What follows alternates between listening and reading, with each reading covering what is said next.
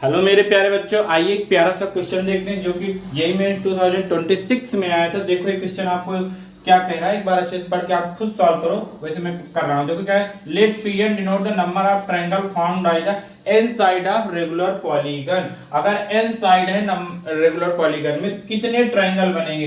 तो ट्रायंगल बनाने के लिए हमें 3 पॉइंट लगेंगे। कितने पॉइंट लगेंगे मेरे प्यारे बच्चों? जैसे कल मैंने बताया था, लाइन बनाने के लिए 2 पॉइंट NC2 और ट्रायंगल बनाने के लिए 3 पॉइंट तो NC3।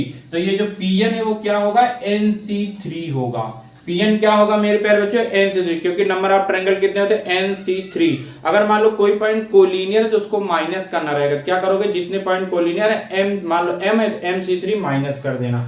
अभी तो Pn की वैल्यू ये आ गई। यहाँ पे दिया गया है कि ये Pn+1, तो n के स्थान पे n+1 रख दो तो n+1 C3 माइनस Pn तो आपके पास है ये NC3 इज इक्वल टू 66। अब देखो यहाँ पे क्या है, कुछ बच्चे ये गलती करते हैं कि इसको यहीं पे सॉल्व कर लेते, लेकिन यहाँ पे नहीं सॉल्व करना। अभी आपको पास्कल ट्रायंगल लगाना है। वो जो प्रॉपर्टी बताई, क्या बताई गई थी?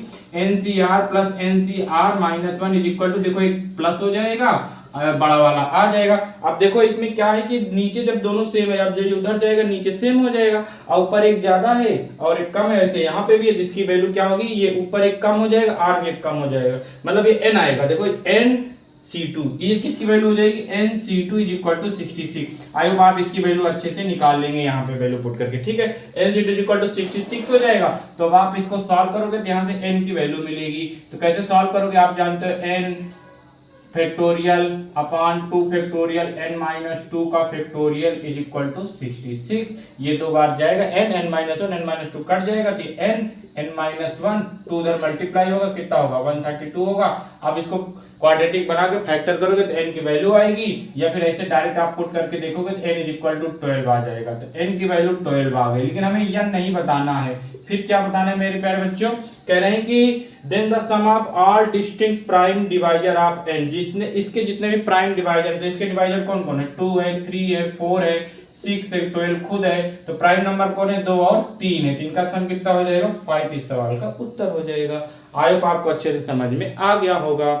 तो नंबर ऑफ ट्रायंगल के लिए NC3, जितने पॉइंट कोलिनियर उसको माइनस कर दो। जैसे 10 पॉइंट है 10C3, इसको माइनस कर दीजिए। और लाइन के लिए मैंने आपको बताया था NC2, कोई कोलिनियर है तो MC2, लेकिन इसमें एक +1 करना रहेगा। क्यों? क्योंकि जो कोलिनियर होते एक लाइन तो बन जाती, तो इसमें +1 करना है कोलिनियर पॉइंट को घटाने में, लेकिन ट्रायंगल में नहीं करना। ट्रायंगल को होगा NC3 माइनस MC3। तो बहुत अच्छे से आप अगर आपको सारे फार्मूले सारी प्रॉपर्टी याद है तो सारे क्वेश्चन कर लोगे, चाहे मेंस हो, चाहे एडवांस हो, चाहे बोर्ड हो।